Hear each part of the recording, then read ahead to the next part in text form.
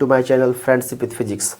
आज हम लोग क्लास 10th की फिजिक्स के अंदर में इलेक्ट्रिसिटी चैप्टर के अंदर जो भी क्वेश्चंस या जहाँ से भी क्वेश्चंस बनते हैं बोर्ड एग्ज़ाम के लिए, उन सब का निचोड़ एक तरह से कह सकते हैं बहुत ही शॉर्ट फॉर्म में और बहुत ही सटीक तरीके से आपको मैं सिखाने वाला हूँ। और ये वीडियोस बहुत ज़्यादा लंबा होगा नहीं, उसमें हम पूरा जो बुक्स के अंदर जितनी भी सारी बातें दी गई हैं वो हम लोग लगभग 30 मिनट्स के अंदर इसको सॉल्व करने वाले हैं। ठीक है, तो आइए स्टार्ट करते हैं। सबसे पहले हम बात करते हैं चार्ज की। तो चार्ज क्या है, ठीक है ना।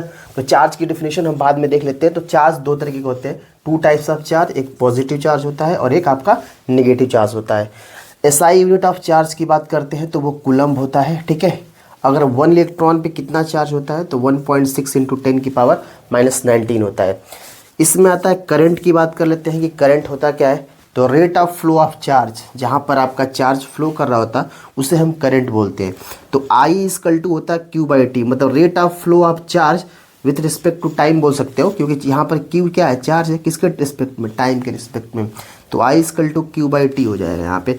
तो I यहाँ पर क्या है, I की जो यूनिट मेजरमेंट करते हैं वो हम लोग एम्पियर में करते हैं, कूलम्ब को सी जो हमारा चार्ज है उसको कूलम्ब में और टाइम को सेकंड में। तो इसकी यूनिट जो करंट की यूनिट है, क्योंकि यहाँ पे आई क्या शो कर रहा है, आपको करंट को शो कर रहा है, तो करंट की यूनिट जो होगी वो एम्पियर भी हो सकती है या कूलम्ब पर सेकंड हो सकती है। तो या इसको भी लिख सकते हो rate of flow of charge क्या विथ रिस्पेक्ट टू टाइम। आप चाहो तो ऐड कर सकते हो विथ रिस्पेक्ट टू टाइम। ठीक है, तो यहाँ से आपको समझ में आया करंट की बात। अब बात कर लेते हैं यहाँ से कि करंट के अंदर डायरेक्शन क्या होता है। तो direction of current is opposite to the direction of flow of electron. तो किसी भी सर्किट के अंदर में जिधर इलेक्ट्रॉन्स जा रहे होंगे उसके अपोजिट डायरेक्शन में क्या फ्लो करता है, आपका करंट फ्लो करता है। तो यहाँ पे मैंने दिखा है कि अगर इलेक्ट्रॉन का फ्लो ऐसे होगा, फ्लो ऑफ इलेक्ट्रॉन, तो उसके अपोजिट डायरेक्शन में किसका फ्लो होगा, करंट का फ्लो होने वाला है। ठीक है, Q बराबर IT कैसे लिखा है मैंने, क्योंकि यहाँ से I इक्वल टू क्या था, Q/T था। तो Q इसका मल्टीपल इसमें कर दोगे तो Q इक्वल टू क्या आ जाएगा, आपका IT आ जाएगा। देखो चार्ज की बात कर लेते हैं। यहाँ पर मैंने चार्ज को हटाया हुआ था। तो चार्ज का मतलब होता है charge is the intrinsic property of matter. किसी भी मैटर की एक इंट्रिंसिक प्रॉपर्टीज़ होती है चार्ज के अंदर। तो चार्ज का बेसिकली दो प्रकार के होते हैं टाइप्स ऑफ चार्ज, पॉजिटिव और निगेटिव। तो जिस मैटर के अंदर जो चीज़ें पाई जाती होंगी एक तरह से वो चार्ज के डिफिनेशन है। क्लास 12th में थोड़ा अलग लेवल है, लेकिन 10th में थोड़ा सा छोटा लेवल पे है। ठीक है, कुछ और बातें हम जान सकते हैं कि 1 इलेक्ट्रॉन पे कितना चार्ज होता है, 1.6 इंटू 10 की पावर -19 वोल्ट। प्रोटॉन पे कितना चार्ज होता है, प्लस 1.6 इंटू 10 की पावर -19 वोल्ट। न्यूट्रॉन पे कोई चार्ज नहीं होता है। उसी तरह से मास ऑफ इलेक्ट्रॉन की बात करते हैं तो 9.31 इंटू 10 की power -31 kg। Mass of proton की बात करते हैं तो 1.6 इंटू 10 की पावर -27 kg। और मास ऑफ न्यूट्रॉन की बात करते हैं तो 1.67 इंटू 10 की पावर माइनस। पोटेंशियल डिफरेंस की, तो पोटेंशियल डिफरेंस क्या होता है, पोटेंशियल डिफरेंस का मतलब है potential difference between two points is amount of work done in moving a unit charge 1 coulomb from one point two another point. जैसे मान लो दो पॉइंट, एक है ए है और एक बी है। तो बी पॉइंट से मान लो 1 कूलम्ब चार्ज उठा के इस पॉइंट से अगर यहाँ ला रहे हो तो इनके बीच में जो पोटेंशियल का डिफरेंस होगा वही कहलाता है पोटेंशियल डिफरेंस। तो बोला है potential difference between two points is amount of work done, amount of work done in moving a unit charge 1 coulomb from one point two another point. इसको कैसे लिखा जाता है, V इक्वल टू होता है W/Q। W क्या होता है, W की जो यूनिट होती है वर्क डन की जूल होती है, चार्ज की क्या होती है, कूलम्ब होती है। ठीक है, तो W बराबर हम लिख सकते हैं Q इंटू V भी लिख सकते हैं। अब होता क्या है, पोटेंशियल डिफरेंस या वोल्टेज को मेजर करते हैं किससे, वोल्ट मीटर से, और करंट को मेजर करते हैं किससे, एमीटर से। ठीक है, अब यहाँ पर देखो कुछ चीज़ें कि हमारे पास एक सेल है, सेल कह सकते हो या कंडक्टर कह सकते हो। इस कंडक्टर में ये पॉजिटिव है और ये नेगेटिव है। तो यहाँ से वोल्टेज का फ्लो ऐसे होगा, ठीक है, करंट भी इसी तरह से जाएगा, और इलेक्ट्रॉन का फ्लो कैसे होगा, इधर से होगा। ठीक है, इधर से आपका फ्लो होता है किसका, वोल्टेज का, वोल्टेज, और इधर से फ्लो होता है किसका, आपके इलेक्ट्रॉन का। ठीक है, इलेक्ट्रॉन का फ्लो होता है। तो इलेक्ट्रॉन का फ्लो कैसे हो रहा है, तो बोलता है कि electron flow from lower potential to higher potential. देखिए यहाँ पे प्लस है और यहाँ पे माइनस है। हायर पोटेंशियल इधर वाला है, इधर लोअर पोटेंशियल है। तो इलेक्ट्रॉन फ्लो कहाँ करता है, lower potential to higher potential, मतलब लोअर से ये आता है हायर पोटेंशियल की तरफ। और करंट की तरफ फ्लो करता है higher potential to lower potential. ठीक है ना, समझ लो बात को। यहाँ पे पॉजिटिव है तो हायर पोटेंशियल है, यहाँ पर नेगेटिव है तो लोअर पोटेंशियल है। तो यहाँ से इलेक्ट्रॉन्स निकलते हैं, यहाँ से करंट निकलता है। तो लोअर पोटेंशियल से हायर पोटेंशियल चलता है क्या, इलेक्ट्रॉन, और higher potential to lower potential चलता है क्या आपका करंट। बात समझ गए।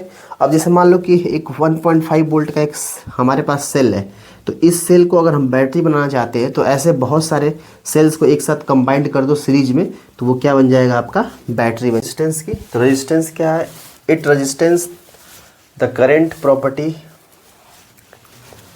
सॉरी बात करते हैं रेजिस्टेंस की, तो resistance it resist the current, मतलब क्या करता है, करंट की वैल्यू को कम करता है।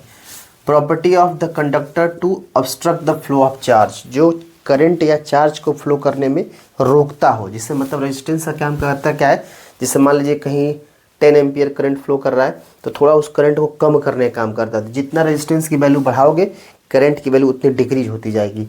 तो वही बात है कि क्या करता है, it resist the current, current की वैल्यू को कम करता है। दूसरा पार्ट है property of the conductors to obstruct the flow of charge, ये कंडक्टर की एक प्रॉपर्टीज होती है जो चार्ज को फ्लो करने में मतलब कह सकते हो उसको रुकावट बनने का काम करती है। जैसे देखो यहाँ पर एक रेजिस्टेंस बनाया गया हमने, उस रेजिस्टेंस के अंदर में एक करंट फ्लो कर रहा है, यहाँ इसका एरिया है। तो रेजिस्टेंस किन किन चीज़ों पे डिपेंड करता है, तो ये लेंथ पे डिपेंड करता है, आपका रेजिस्टेंस पे डिपेंड करता है, सॉरी रेजिस्टेंस तो पूछा ही है, ये एरिया पे डिपेंड करता है और रेजिस्टिविटी पे डिपेंड करता है। तो इससे एक फार्मूला बनता है R equal to rho L upon में क्या ए, ठीक है ना। अब यहाँ से देखो अगर आर की वैल्यू अगर आपको चाहिए बड़ी, तो इसका मतलब है कि एरिया को क्या करना पड़ेगा, कम करना पड़ेगा। एरिया कम करोगे तो आर की वैल्यू क्या हो जाएगी, बढ़ जाएगी। मतलब रेजिस्टेंस की बात हो रही है यहाँ पे, रेजिस्टेंस का मतलब है रेजिस्टेंस की वैल्यू कब बढ़ती है, जब इसकी एरिया क्या हो रही है यहाँ पे कम हो रही है। लेकिन रेजिस्टिविटी की बात करोगे तो रेजिस्टिविटी एरिया के डायरेक्टली प्रोपोर्शनल हो जाता है। जैसे यहाँ से अगर रेजिस्टिविटी का लिखा जाए तो रो इक्वल टू यहाँ से आ जाएगा ए आर अपान में एल, ठीक है ना। तो अब यहाँ पर देखने को मिल रहा है कि अगर कंडीशन है कि अगर लेंथ को बढ़ाओगे तो इस केस में, तो लेंथ को बढ़ाने पे रेजिस्टिविटी क्या हो जाएगी आपकी, कम हो जाएगी। लेंथ अगर इंक्रीज करोगे मतलब यहाँ से लेंथ अगर बढ़ाओगे तो रेजिस्टिविटी क्या होगी, घटेगी। लेकिन यहाँ लेंथ बढ़ाओगे तो रेजिस्टेंस की वैल्यू क्या होगी, बढ़ेगी, क्योंकि आर डायरेक्टली प्रोपोर्शनल है किसके, एल के, ठीक है। और बात करते हैं इसमें कुछ चीज़ें कि metal and alloy have a low resistivity. जैसे जितने सारे मेटल्स होते हैं, मतलब अगर इसको याद करने का तरीका है, जितने सारे गुड कंडक्टर्स होते हैं, जो इलेक्ट्रिसिटी के गुड कंडक्टर्स होते हैं, वो क्या करते हैं, उनके अंदर जो ये रेजिस्टिविटी है, रेजिस्टिविटी की वैल्यू जो रो है उसकी वैल्यू क्या होती है, कम होती है।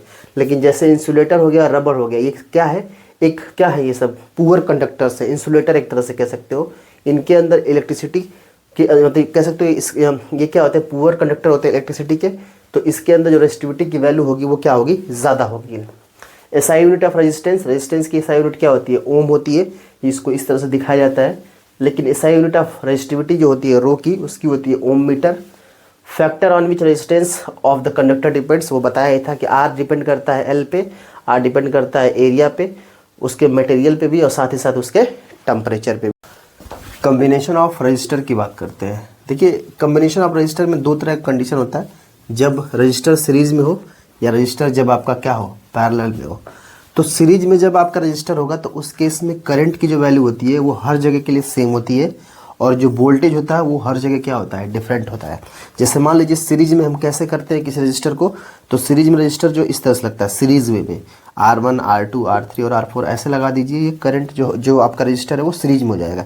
इसको किसी एक बैटरी के साथ लेके ऐड कर दीजिए, तो वैल्यू हमें पता है कि इसमें करंट सेम होगा। मतलब यहाँ पर भी करंट आई होगा, यहाँ पर भी करंट आई होगा, यहाँ पर भी करंट आई होगा, और यहाँ पर भी करंट क्या होगा, आई होगा।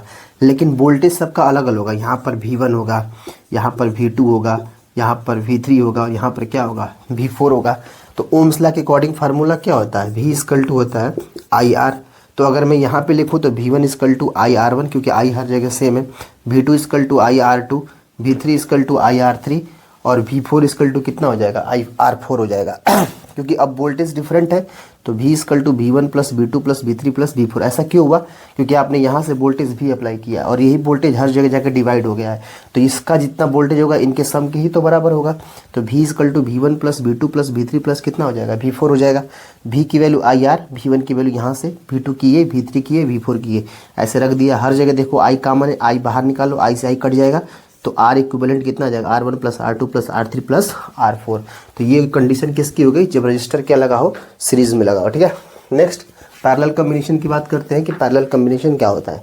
तो पैरेलल कॉम्बिनेशन में I की जो वैल्यू है वो करंट जो होगी वो डिफरेंट होगी इस बार, और वोल्टेज क्या होने वाला है इस बार, सेम होगा। सेम इसका उल्टा है, इसमें करंट की वैल्यू सेम होती है, वोल्टेज डिफरेंट होता है, लेकिन यहाँ पर क्या होगा, वोल्टेज जो होगा आपका सेम होगा और करंट क्या होगा, डिफरेंट होगा। लेकिन पैरेलल कॉम्बिनेशन में ऐसे रखा जाता है, सीरीज में आपने ऐसे जोड़ा था और पैरेलल में कैसे जोड़ रहे हो आप इसको, कुछ इस प्रकार से जोड़ रहे हो, ठीक है। तो कैसे R1 R2 R3 इस प्रकार से जोड़ दिया गया है। यहाँ से आपने वोल्टेज अप्लाइड किया है, तो इस बार वोल्टेज हर जगह सेम होगा, यहाँ पर भी यहाँ पर भी, लेकिन इस बार करंट हर जगह क्या होगा, डिफरेंट होगा। तो हमें पता है ओम्स लॉ के अकॉर्डिंग V बराबर क्या होता है, IR होगा। तो इस बार करंट की बात करेंगे तो I इक्वल टू कितना होगा, V/R होगा। तो अगर हम I1 लिखें तो V/R1, I2 लिखेंगे तो V/R2 और I3 लिखेंगे तो V/R3 होगा, क्योंकि इस बार करंट डिफरेंट हो रहा है। तो जो करंट यहाँ से जाएगा, यहाँ वोल्टेज है और यहाँ पर क्या है, करंट I है, यही I जा रहा है सब में। तो I इक्वल टू कितना होगा, I1 + I2 + I3। I equal to कितना होगा, V/R। I1 equal to V/R1, I2 equal to V/R2 और I3 इक्वल टू V/R3। यहाँ से देखो V कॉमन है सब में, V से V कट जाएगा तो 1/R इक्वल टू हो जाएगा 1/R1 + 1/R2 + 1/। तो हम लोग ओम्स लॉ के, ठीक है, कि ओम्स लॉ होता क्या है। तो ओम्स लॉ की अगर हम बात करते हैं तो according to the Coulomb's law, voltage is directly proportional to the current flowing through its where temperature remains constant. Ohm's law के अकॉर्डिंग जो वोल्टेज होता है हमारा, किसी भी सर्किट के अंदर जो वोल्टेज फ्लो करता है, वो वोल्टेज डायरेक्टली प्रोपोर्शनल होता है किसके, उसके अंदर जो करंट फ्लो कर रहा है उसके। तो जो वोल्टेज होगा वो करंट के डायरेक्टली प्रोपोर्शनल होता है। जैसे इस प्रोपोर्शनलिटी का साइन हटाते हैं तो एक कांस्टेंट मिलता है R। ये R कांस्टेंट क्यों मिलता है, क्योंकि V/I इक्वल टू R लिखते हैं, क्योंकि जितना वोल्टेज होगा उतना ही क्या होगा, करंट होगा। क्यों होगा ऐसा, क्योंकि वोल्टेज जो है वो करंट के क्या है, डायरेक्टली प्रोपोर्शनल है। तो ओम्स लॉ क्या होता है, जिसमें वोल्टेज जो होता है वो करंट के डायरेक्टली प्रोपोर्शनल होता है। तो V इक्वल टू जैसे ही इस प्रोपोर्शनलिटी के साइन को हटाएंगे तो IR मिलेगा और V/I इक्वल टू R लिखेंगे, क्योंकि R क्या है, एक कांस्टेंट हो। तो जितना वोल्टेज होगा उतना ही करंट होगा। अगर 2 वोल्ट है तो 2 एम्पियर करंट होगा, 2 से 2 कट जाएगा तो हमेशा एक वैल्यू कांस्टेंट ही मिलेगी। तो ये ओम्स लॉ होता है। और इसी के अकॉर्डिंग एक ग्राफ खींचा जाए अगर, तो वोल्टेज और करंट के बीच में ये ग्राफ हमने खींचा हुआ है। तो ध्यान से देखो, वोल्टेज और करंट के बीच में हमने ग्राफ खींचा है। तो जितना वोल्टेज, जैसे मान लीजिए यहाँ पे आपने 1 एम्पियर लिखा है, यहाँ 2 एम्पियर है, यहाँ पे आपका 3 एम्पियर है, यहाँ पे आपका 4 एम्पियर है, यहाँ पे मान लो 1 वोल्ट है, यहाँ पे 2 वोल्ट है, यहाँ पे 3 वोल्ट है, यहाँ पे 4 वोल्ट है। तो क्या होगा, पहले में देखो 1 वोल्ट पे 1 एम्पियर मिलेगा, 2 वोल्ट पे 2 एम्पियर, 3 वोल्ट पे 3 एम्पियर, 4 वोल्ट पे 4 एम्पियर, ऐसे करके क्या होगा, स्ट्रेट लाइन एक ग्राफ देखने को मिलेगा, ठीक है। तो इस तरह से, और इसका एक्सपेरिमेंटली सेटअप भी हम तैयार कर सकते हैं कि वोल्टेज और करंट जो होता है वो डायरेक्टली प्रोपोर्शनल कैसे होता है।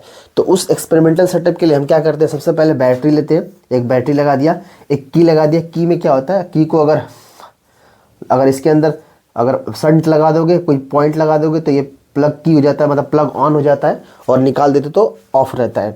फिर एक क्या करेंगे, एक एम्पियर लगा देंगे, उसके साथ एक रेजिस्टेंस लगाएंगे। रेजिस्टेंस और जो तुम्हारा वोल्ट मीटर होगा एक दूसरे के क्या होगा, पैरेलल होगा। तो इस तरह से अगर सर्किट डायग्राम हम बना लेते हैं, जिसमें एक बैटरी लेते हैं, एक प्लग की लेते हैं, एक एम्पियर लेते हैं, एमीटर लेते हैं, और एक वोल्ट मीटर लेते हैं और एक रेजिस्टेंस लेते हैं, और इस तरह से सर्किट को डिज़ाइन कर दोगे तो यहाँ पर आपको वोल्टेज और करंट के बीच में एक रिलेशन आएगा, जो कि ये वाला ग्राफ आपको शो करके दे देगा। तो इस तरह से एक्सपेरिमेंटल सेटअप हम कर सकते हैं। तो ये हमारा ओम्स लॉ है, ठीक है। डिसएडवांटेज ऑफ सीरीज कॉम्बिनेशन की, तो डिसएडवांटेज ऑफ सीरीज कॉम्बिनेशन में क्या क्या चीज़ें होंगी। तो डिसएडवांटेज में हम देखते हैं कि अगर हमने एक डिवाइस को, किसी डिवाइस के, मतलब एक डिवाइस हमारे पास एक बल्ब है, उस बल्ब को हमने सीरीज वे में ऐसे लगा दिया है और वोल्टेज हमने यहाँ से प्रोवाइड कर दिया। ऐसा मान लो कि यहाँ पे अगर शॉर्ट सर्किट हो जाता है, तो शॉर्ट सर्किट होने से क्या होगा, अब इसमें पूरी तरह से करंट नहीं जाएगा। इसका मतलब ये सही नहीं है, क्योंकि अगर ये खराब हो रहा, खराब तो ये हुआ, लेकिन सारा अब आगे करंट नहीं जा रहा है। क्या लिखा है, if one device is fails, अगर एक डिवाइस फेल हो जाता है, all other devices in that series will not work. अगर एक डिवाइस भी अगर फेल होता है बाई चांस, तो सारे डिवाइस वर्क नहीं करेंगे। इसका मतलब ये कम्बिनेशन ठीक नहीं है सीरीज कम्बिनेशन का। ये ड्रॉबैक है या डिसएडवांटेज है। दूसरा देखते हैं, device of different types need different currents. अगर हमारे पास डिवाइस अलग अलग है तो हर डिवाइस के लिए एक ही करंट नहीं चाहिए, उसके लिए अलग अलग चाहिए। जैसे मान लो एक बल्ब है तो उस बल्ब के लिए कुछ अलग करंट की आवश्यकता होती है, और हीटर है तो उसके लिए कुछ अलग करंट की आवश्यकता होती है। इसका मतलब इसको डिफरेंट टाइप्स की करंट की आवश्यकता होती है। तो इस कंडीशन में अगर हम सीरीज में देखो तो यहाँ से वोल्टेज एक ही साथ जाने वाला है, तो इसका मतलब ये होगा भाई साहब कि अब हर इससे तो हो ही नहीं सकता है, क्योंकि यहाँ पर अगर हमने बल्ब रखा है, यहाँ पे हमने हीटर रखा है, तो ये काम नहीं करेगा, सिंपल सी बात है। और एक साथ हम डिफरेंट कलर्स दे भी, डिफरेंट वोल्टेज दे भी नहीं सकते। तो इसलिए ये दो ड्रॉबैक्स हमें देखने को मिले थे किसमें, सीरीज कम्बिनेशन के अंदर में। अब हम कुछ सर्किट्स के सिंबल्स देखेंगे कैसे बनते हैं। तो यहाँ पर एक तरफ कंपोनेंट्स है, एक तरफ सिंबल है। जैसे इलेक्ट्रिक सेल हो तो आप इस प्रकार से दिखाओगे इलेक्ट्रिक सेल को। बैटरी ऑफ कम्युनिकेशन सेल, तो इलेक्ट्रिक सेल के साथ इसको सीरीज में भी लगा दो। प्लग की या स्विच की बात करोगे तो आप एक कोस्ट ऐसा बना दीजिए और इसको सिर्फ क्या करना है, इसमें डॉट लगा दोगे अगर, तो ये कैसा बन जाएगा आपका, क्लोज्ड की बन जाएगा। ओपन स्विच दिखाना है ऐसे, क्लोज स्विच ऐसे दिखाना है। वायर ज्वाइंट होगा तो एक वायर खींचो और एक और लाओ वायर, और वहाँ पे उस पर डॉट लगा दो। वायर क्रॉसिंग विदाउट ज्वाइनिंग, अगर वो ज्वाइन करके ना जा रहा हो तो ऐसे बनाना जिससे लगेगा कि उस वायर को क्रॉस करके जा रहा है। इलेक्ट्रिक बल्ब इस तरह से, रेजिस्टेंस इस तरह से, वेरिएबल रेजिस्टेंस ऐसे बनाओगे। यहाँ पर एरो का मतलब ये है कि ये इसकी वैल्यू चेंज हो सकती है, लेकिन अगर एरो नहीं लगा है तो इसकी वैल्यू हमेशा कांस्टेंट रहने वाली है। एमीटर को इस प्रकार से और वोल्ट मीटर को कुछ इस प्रकार से, ठीक है।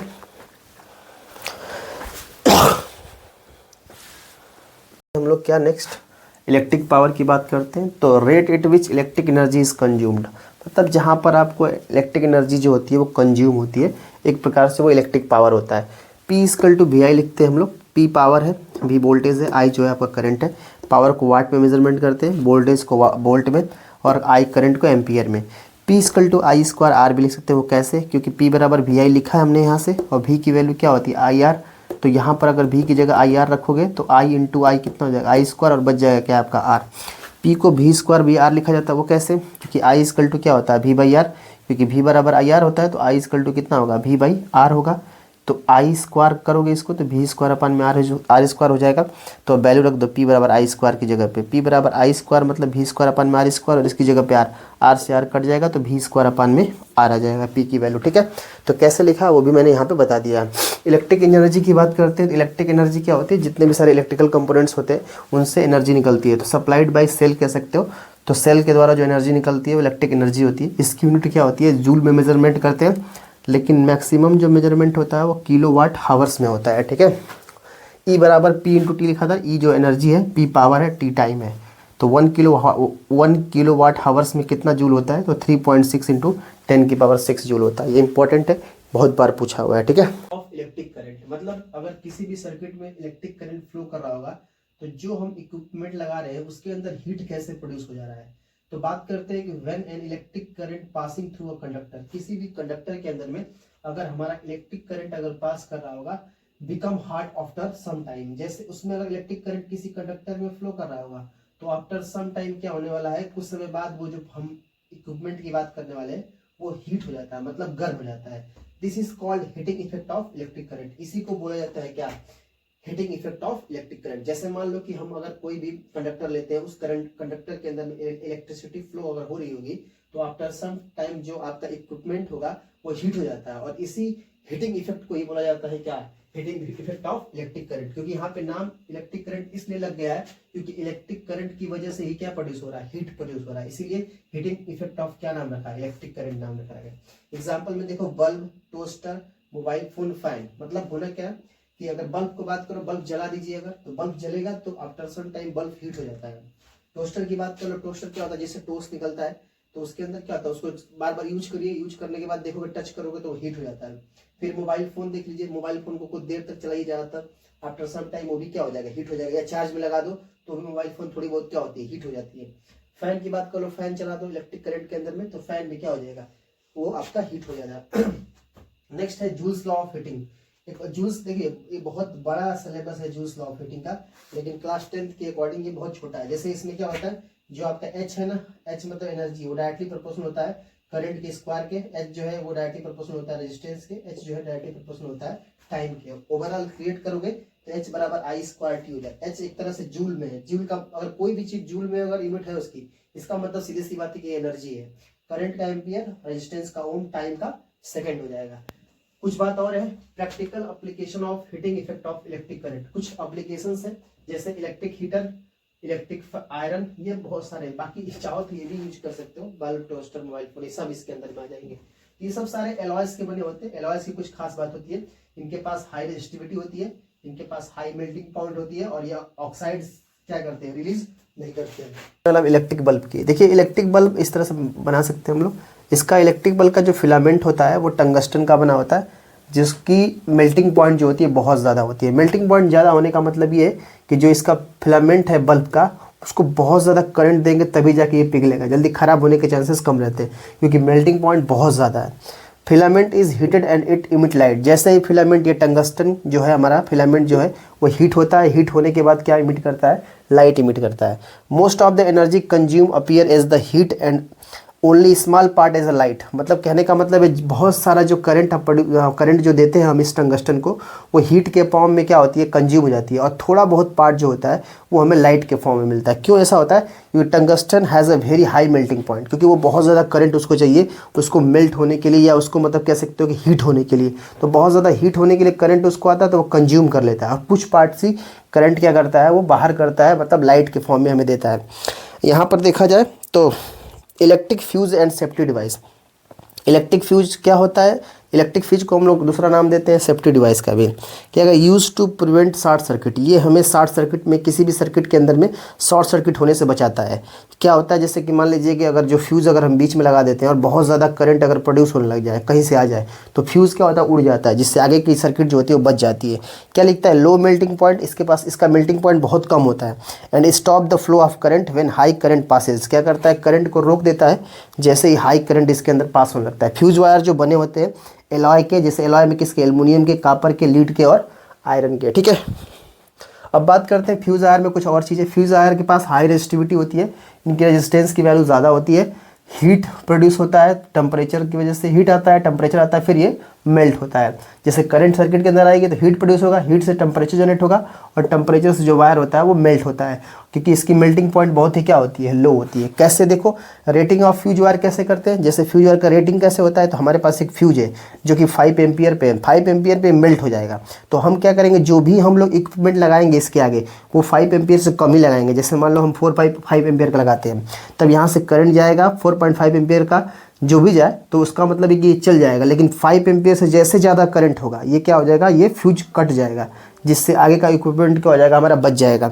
एक बात और ध्यान रखना, जितने भी इक्विपमेंट लगाएंगे हम लोग, fuse wire in series with the applicable. Fuse wire हमेशा सीरीज में लगेंगे जितने भी हम सारे इक्विपमेंट लगाएंगे। ठीक है।